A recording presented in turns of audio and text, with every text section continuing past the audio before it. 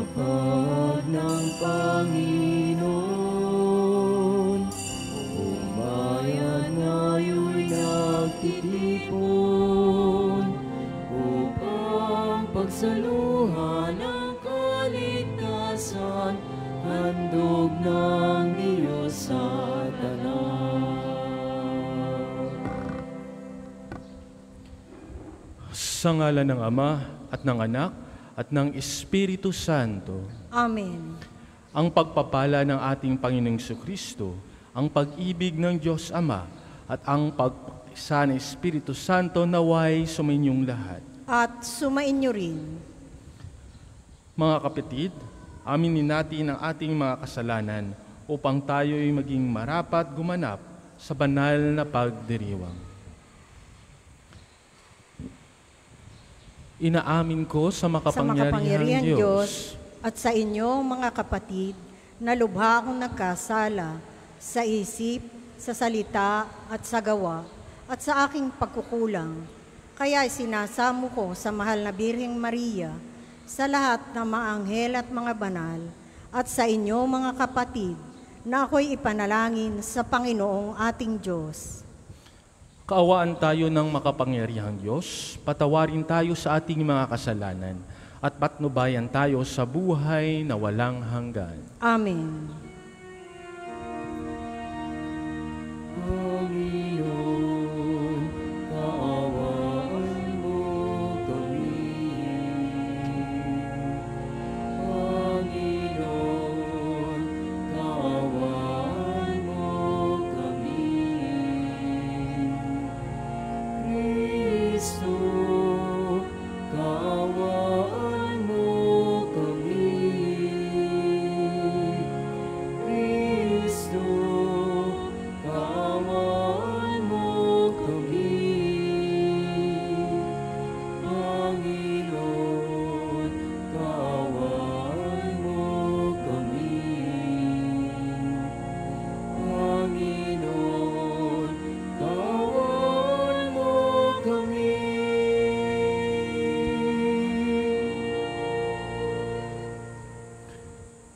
Manalangin tayo.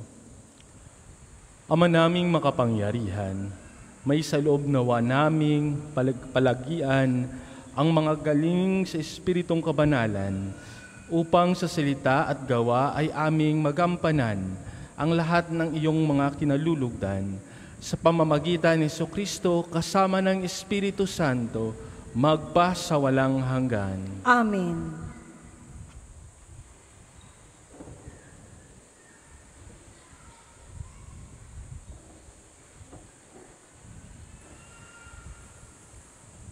Pagbasa mula sa sulat ni Apostol Santiago. Huwag kayong maghinanakitan, mga kapatid, upang hindi kayo hatulan ng Diyos, sapagkat malapit nang dumating ang hukom. Mga kapatid, tularan ninyo ang mga propetang nagsalita sa ngalan ng Panginoon. Buong tiyaga silang nagtiis ng kahirapan. Sinasabi nating mapalad ang mga nagtitiyaga at nagtitiis. Narinig na ninyo ang tungkol sa pagtitiis ni Job at ang ginawa sa kanya ng Panginoon sa bandang huli. Ito'y nagpapakilalang mabuti at mahabagin ang Panginoon. Ngunit higit sa lahat, mga kapatid, huwag na kayong sumumpa kung kayo'y nangangako. Huwag ninyong sabihin, saksi ko ang langit, o saksi ko ang lupa, o ano paman. Sapat na sabihin ninyong oo kung oo, at hindi kung hindi, upang hindi kayo hatulan ng Diyos. Ang salita ng Diyos. Salamat sa Diyos, salmong tugunan. Ang ating mahabaging Diyos ay nagmamagandang loob. Ang ating mahabaging Diyos ay nagmamagandang loob. Panginooy papurihan, purihin mo kaluluwa. Ang pangalan niyang banal, purihin mo sa tuwina. Ikaw, aking kaluluwa, ang Diyos ay papurihan, at huwag mong lilimutin yaong kanyang kabutihan. Ang ating mabahabagang Diyos ay nagmamagandang loob. Ang lahat kong kasalanay, siya ang nagpapatawad. Ang anumang aking sakit, ginagamot niyang lahat. Sa bingit ng kamatayan, ako ay inililigtas at pinagpapala ako sa pag-ibig niya't habag. Ang ating mahabaging Diyos ay nagmamagandang loob. Kay ganda ng kalooban, mahabagin itong Diyos. Kung magalit ay banayad, kung umibig na may lubos. Banayad kung magalit, hindi siya nagtatanim. Yaong taglay niyang galit, hindi niya kinikimkim. Ang ating mabahaging Diyos ay nagmamagandang loob. Ang agwat ng lupa't langit, sukatin may hindi kaya. Gayon din ang pag-ibig ng Diyos sa may takot sa Kanya. Ang silangan at kanluran, kung gaano ang distansya, gayon-gayon ang pagtingin sa sinumang nagkasala. Ang ating mahabaging Diyos ay nagmamagandang loob. Magsitayo po ang lahat.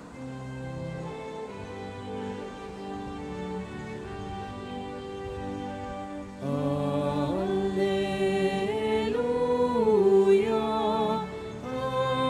alleluia,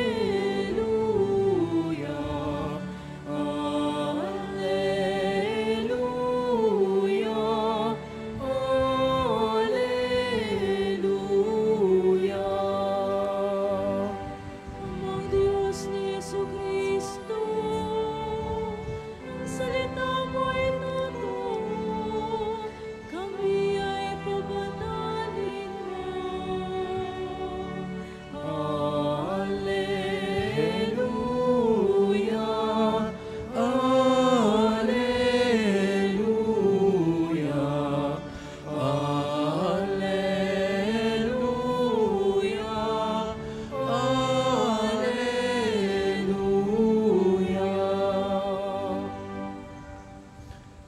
Sumainyo ang Panginoon. At sumainyo rin.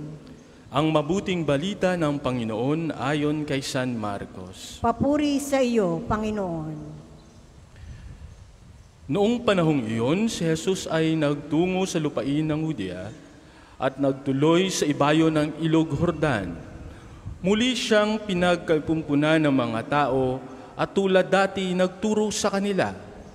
May mga Pariseyong lumapit kay Jesus, ibig nilang masilus siya kaya't kanilang tinanong, naaayon ba sa kautusan na hiwalayan ng lalaki ang kanyang asawa? Tugon niya, ano ang utos sa inyo ni Moises? Sumagot naman sila, ipinahintulot ni Moises na hiwalaan ng lalaki ang kanyang asawa matapos bigyan ng kasulatan sa paghihiwalay. Ngunit sinabi ni Jesus, dahil sa katigasan ng inyong ulo, kaya niya inilagda ang utos na ito. Subalit, pasimula pa, nang likhain ng Diyos ang sanlibutan, nilalang niya silang lalaki at babae. At dahil dito, iiwan ng lalaki ang kanyang ama at ina, at magsasama sila ng kanyang asawa, at sila'y magiging isa. Kaya't hindi sila dalawa, kundi isa. Ang pinagsama ng Diyos ay huwag paghiwalin ng tao. Pagdating sa bahay, ang mga alagad naman ay nagtanong kay Jesus tungkol sa bagay na ito. Sinabi niya sa kanila, ang sinumang lalaking humiwalay sa kanyang asawa at mag-asawa sa iba ay gumagawa ng masama sa kanyang asawa. Siya'y nangungulunya. At ang babaeng humiwalay sa kanyang asawa at mag-asawa ng iba ay nangungulya rin. Ang mabuting balita ng Panginoon. Pinupuri ka namin, Panginoong Hesukristo. Magandang umaga mga kapatid ko kay Kristo. Magandang umaga po, Padre. Mga kapatid, sa ating ebanghelyo ngayong araw, ito ay tinuturo sa atin ng ating Panginoong Jesus ang tungkol sa kabanalan at pangako ng kasal, na kung saan ang mag-asawa ay magsasama sa hirap at ginhawa hanggang sila'y maghiwalay dahil sa kamatayan. Ang Ebanghelyo ngayon ay nagsisilbing isang makapangyarihang paalaala ng malalim na pagbuklod sa kinakatawan ng kasal.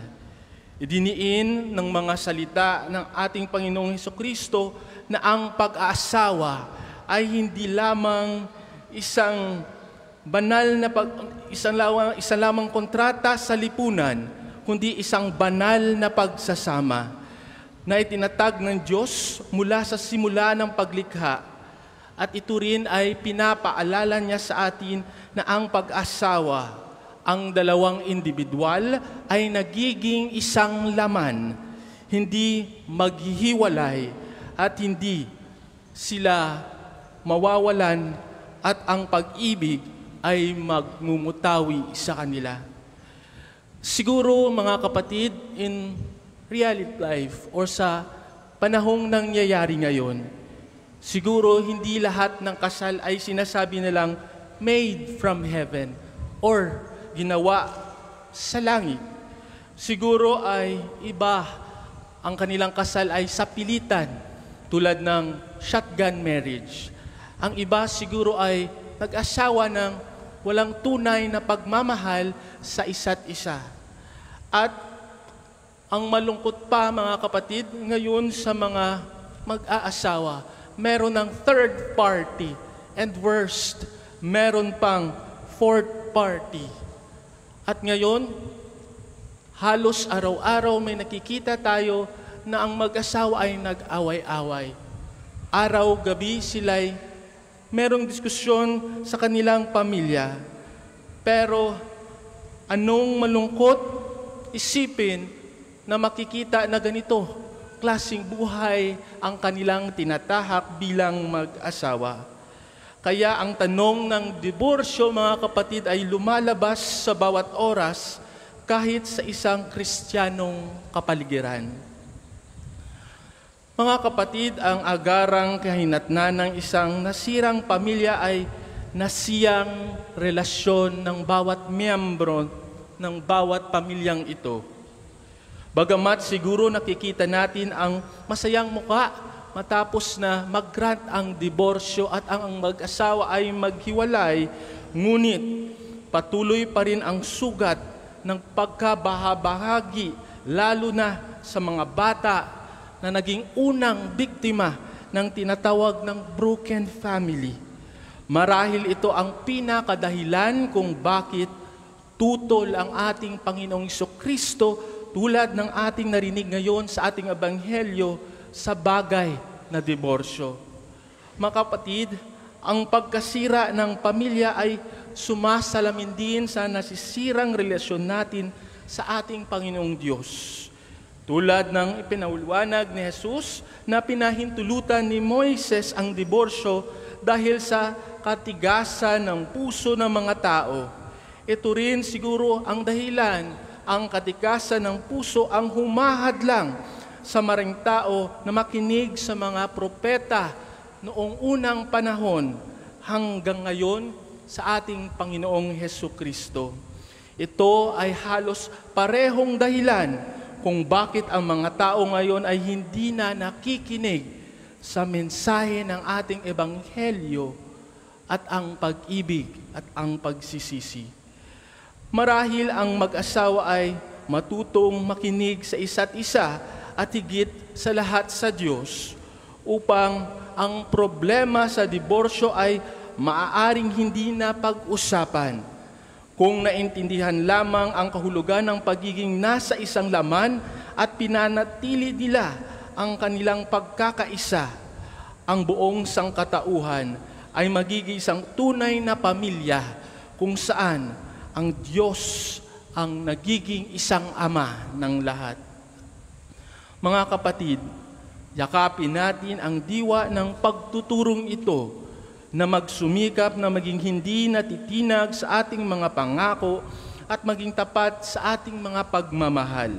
Sa paggawa nito, iginagalang natin ang disenyo ng Diyos para sa ating buhay at sa ating mga relasyon na lumikha ng mundo kung saan namamayani ang pag-ibig at pagkakaisa. Sa bawat aspeto ng ating buhay, ating alalahanin na tayo naway maging salamin ng walang hanggang pag-ibig ng Diyos na kung saan ang pag-ibig ng Diyos ay tunay na matatag at di madudurog kahit ninuman. Amen. Para po sa mga maghahandog ng sobre, pakihulog na lamang po sa buslo.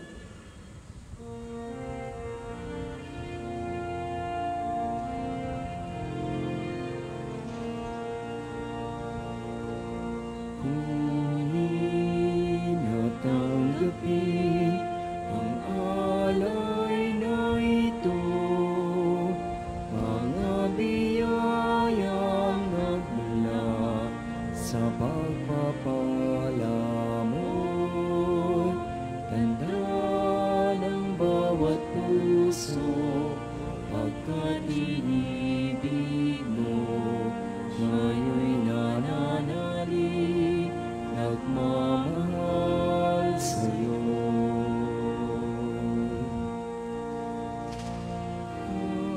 Ng bawat puso, pagkat inibig mo, ngayon'y nananalig, nagmamahal sa'yo.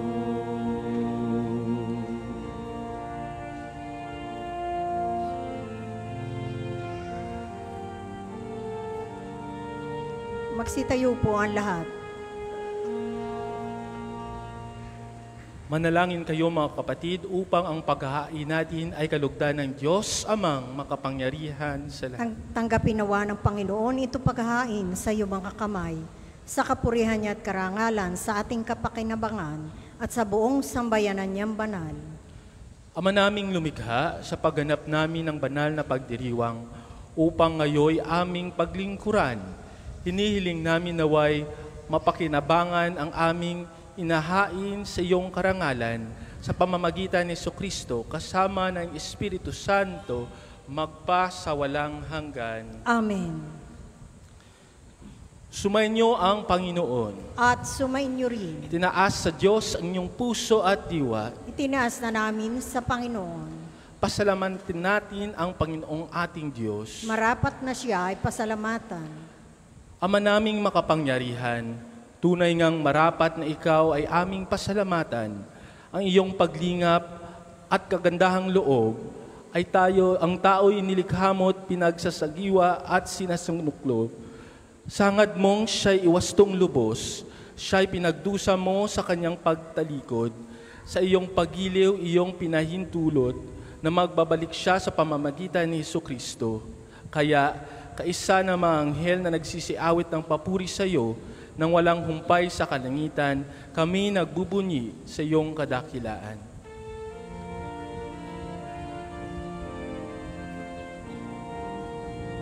Santo, Santo, Santo, Panginoong Diyos ng mga hukbo, napupuno ang langit at lupa ng kadakilan mo. Hosana, Hosana sa kaitaasan,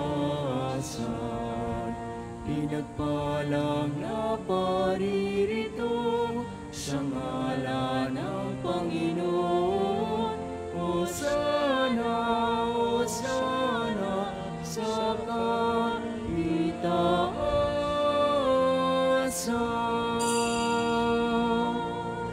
Kung hindi po kayo lumuhod, ay manatili pong nakatayo ng may paggalang. Ama naming banal, ikaw ang bukal ng tanang kabanalan, kaya't sa pamamagitan ng iyong Espiritu, gawing mong banal ang mga kaloob na ito upang para sa amin maging katawan at tugo ng aming Panginoong Hesukristo. Bago niya pinagtiisang kusang loob na maging handog, hinawakan niya ang tinapay, pinasalamatan kanya, pinaghati-hatian niya iyon, inabot sa kanyang mga alagad at sinabi, Tanggapin ninyong lahat ito at kanin. Ito ang aking katawan na ihahandog para sa inyo.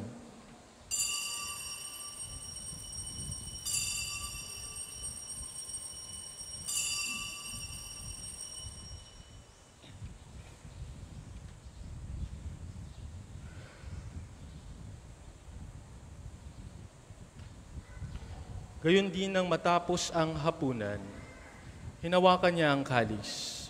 Muli niyang pinasalamatan, inabot niya ang kalis sa kanyang mga alagad at sinabi, "Tanggapin niyong lahat ito at inumin. Ito ang kalis ng aking dugo, ng bago at walang hanggang tipan. Ang aking dugo na ibubuhos para sa inyo at para sa lahat, sa ikapagpapatawad ng mga kasalanan. Gawin ninyo ito sa pag-alala sa akin."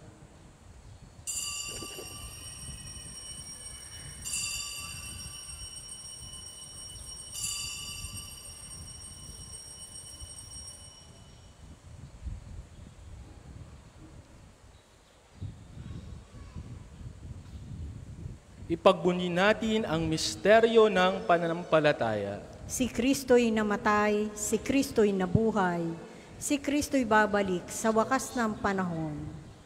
Ama, ginagawa namin ngayon ang pag-alala sa pagkamatay at muling pagkabuhay ng iyong anak. Kaya't inaalay namin sa iyo ang tinapay na nagbibigay buhay at ang kalis na kaloob ng kaligtasan. Kami nagpapasalamat dahil kami iyong minirapat na tumayo sa harap mo para maglingkod sa iyo. Isinasamo namin kaming magsalo-salo sa katawan at dugo ni Kristo ay mabuklod sa pagkakaisa sa pamamagitan ng Espiritu Santo. Ama, likapin mo ang iyong simbahan, laganap sa buong daigdig, puspusin mo kami sa pag-ibig, kaisa ni Francisco aming Papa, Gilbert na aming Obispo at Tanang Kaparian. Alalahanin mo rin ang mga kapatid naming nahimlay na may pag-asay silang muling mabubuhay, gayon din ang lahat ng mga pumanaw. Kaawaan mo sila at patuloyin sa iyong kaliwanagan. Kaawaan mo at panindapatin kaming lahat na makasalo sa iyong buhay na walang wakas. Kaisa ng mahal na Birheng Maria na Ina ng Diyos, ni San Jose na kanyang kalinis-nilisang esposo, kaisa ng mga apostol at ng lahat ng mga banal na namuhay dito sa daigdig ng kalugod-lugod sa iyo, may pagdiwang namin ang papuri sa ikararangal mo sa pamamagitan ng iyong anak na aming Panginoong Heso Kristo.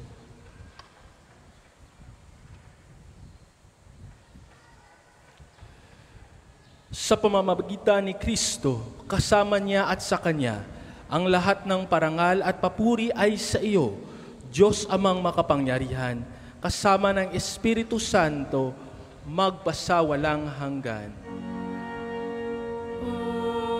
Amen, amen, amen. Lahat po ay magsitayo.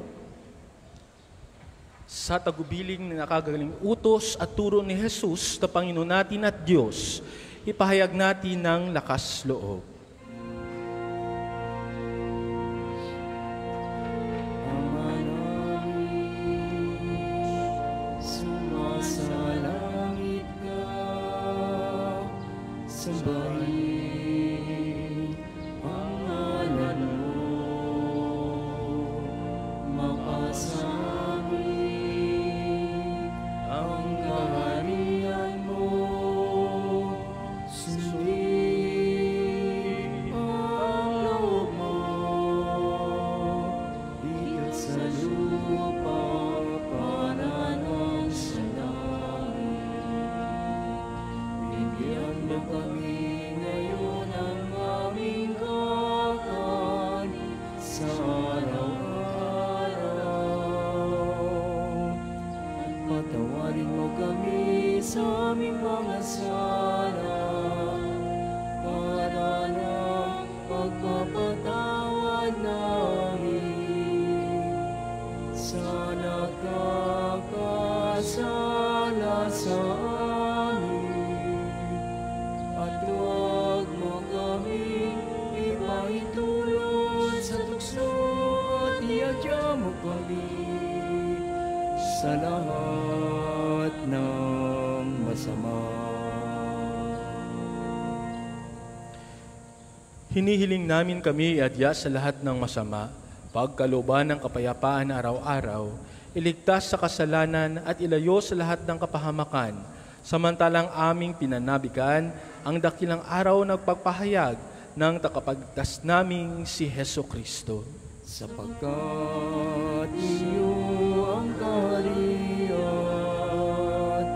at ang kapangyarihan at ang kapurihan magpakailanman. Amen. Panginoong Hesukristo, sinabi mo sa iyong mga apostol, kapayapaan ang iniiwan ko sa inyo, ang aking kapayapaan ay binibigay ko sa inyo. Tunghayan mo ang aming pananampalataya at huwag ang aming pagkakasala. Pagkalooban mo kami ng kapayapaan at pagkakaisa ayon sa iyong kalooban. Kasama ng Espiritu Santo magpa sa walang hanggan. Amen. Ang kapayapaan ng Panginoon ay laging sumainyo. At sumainyo rin. Magbigayan kayo ng kapayapaan sa bawat isa.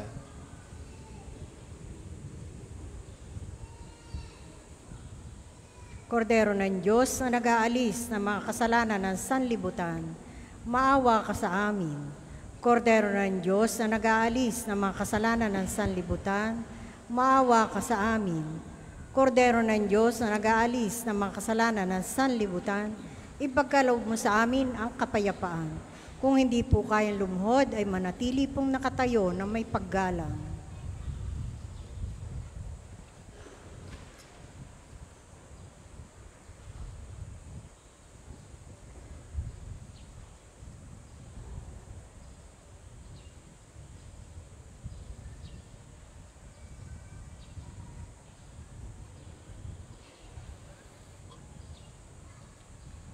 Ito ang kordero ng Diyos. Ito ang nag-aalis ng mga kasalanan ng sanlibutan. Mapalad ang mga inanyahan sa kanyang piging. Panginoon, hindi ako dapat na magpatuloy sa iyo. Ngunit sa isang salita mo lamang ay gagaling na ako.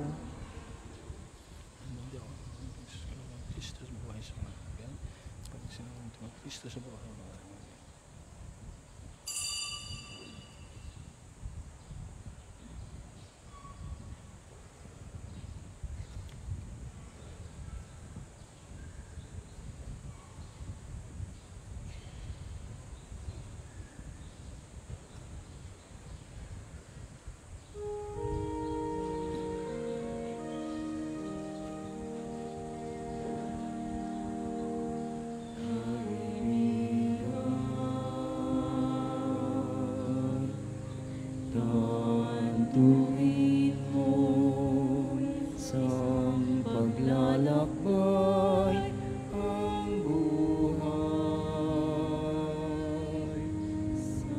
Sa mong landas ay may kahirapan,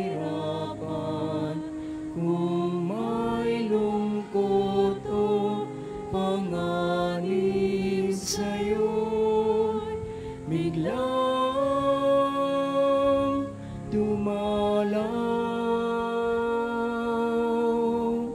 O kung ikaw ay mapagod sa bigat ng iyong pasang,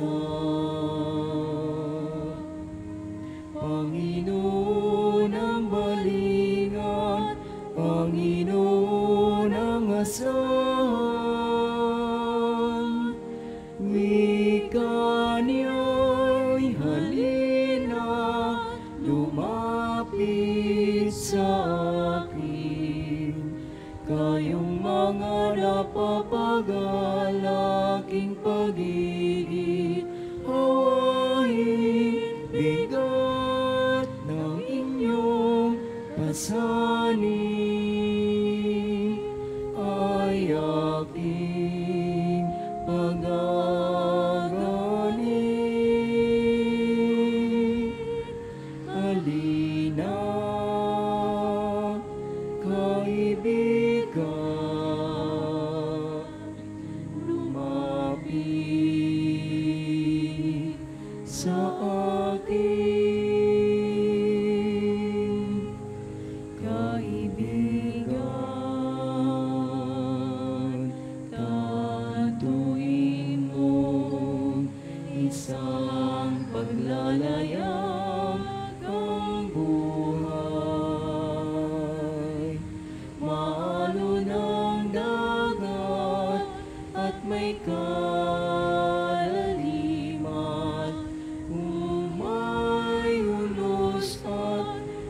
tanging di mo kayang paglabanan.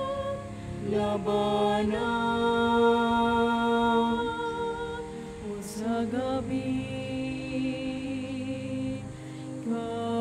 kadiliman, ni tala ay walang tanglaw. Panginoon ang malingan, Panginoon ang Ang second collection po ay para sa patuloy na pagpapaunlad ng parokya at pambansang dambana ni Santo Padre Pio at para sa mga pangangailangan ng matatanda at may sakit na mga pari ng Archdiocese ng Lipa. Salamat po sa inyong handog. Wika niya'y halina, lumapit sa akin. Kayong mga napapagalaking pag-ibig, hawain bigat ng inyong pasanin. Ay aking pagagaling.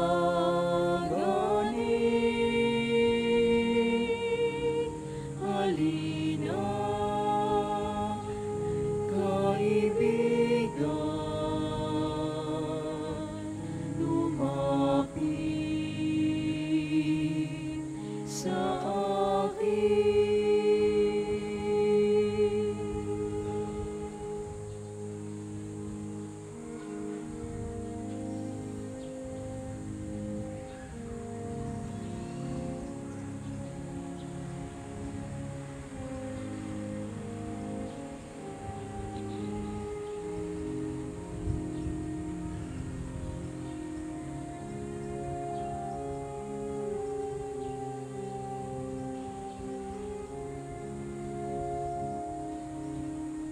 Ang lahat po ay magsitayo.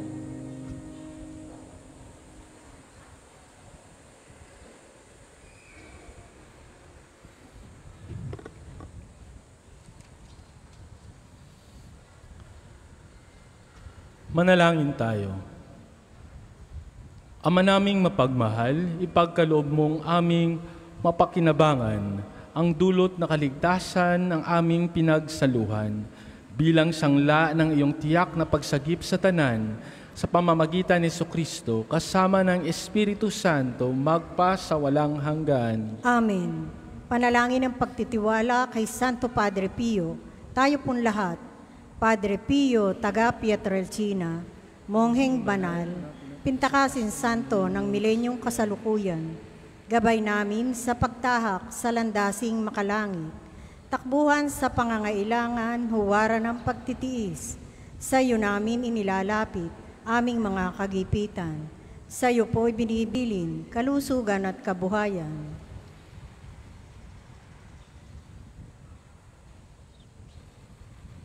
Di man karapat-dapat kami po ay pagbigyan, bendisyonan at basbasan, maging ganap sa buhay.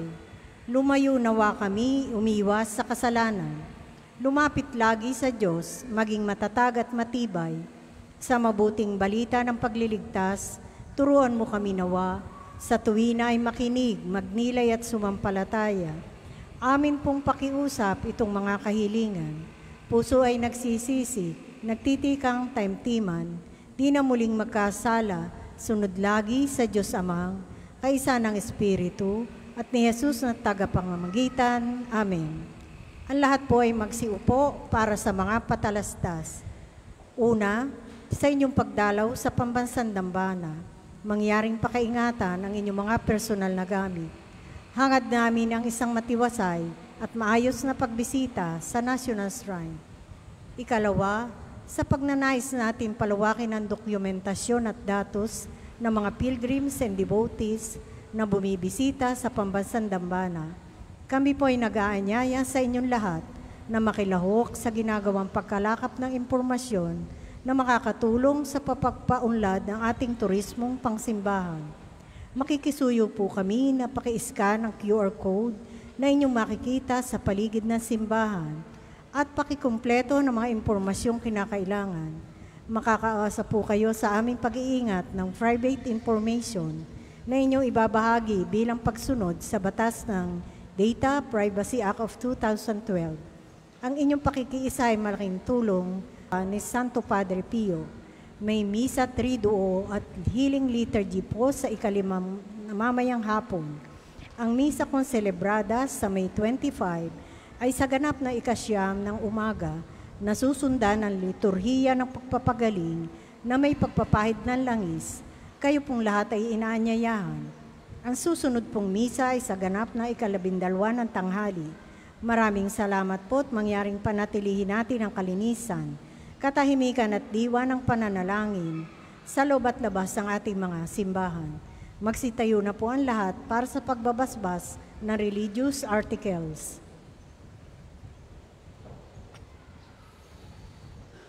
Mga kapatid, manalangin tayo sa Diyos amang makapangyarihan upang tayo'y maging kawangis ni Kristo sa taimtim na pagdalangin sa tulong ng mga larawan at mga dasalan.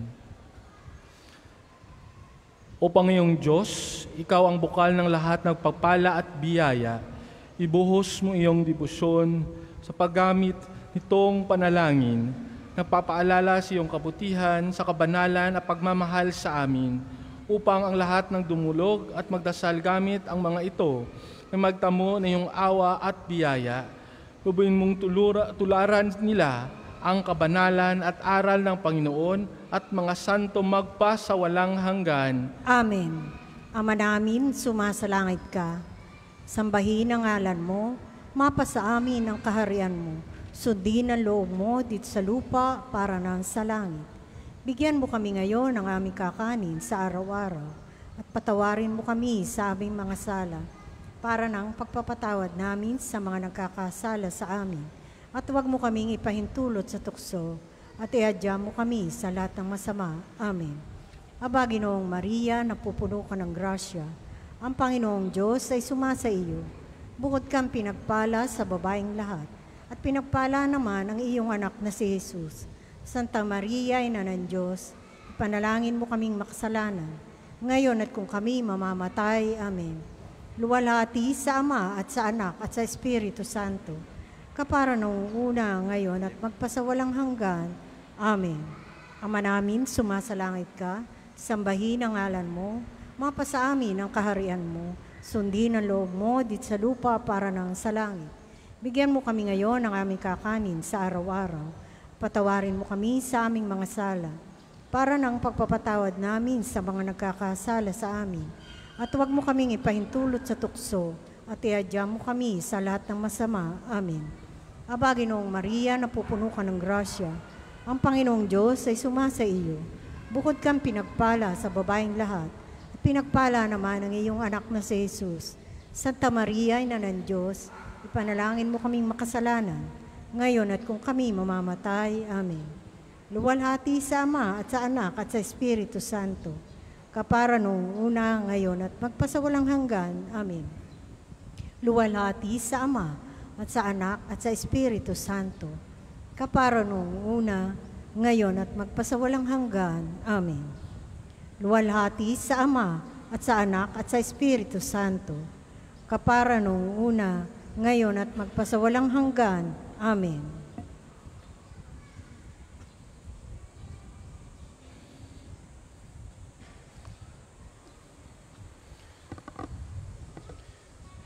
Sumainyo ang Panginoon. At sumainyo rin. Pagpalain kayo ng makapangyarihang Diyos, Ama at Anak at ng Espiritu Santo. Amen. Humayo kayong taglay ang kapayapaan upang ang Panginoon ay mahalin at paglingkuran. Salamat sa Diyos. Ngayon at ikahayan, kanyang pagkaling at habag, isa buhay, pag-ibig at katarungan, tanda ng kanyang kaharian. Muli po, available po mga rosas sa may extension ng ating main charts.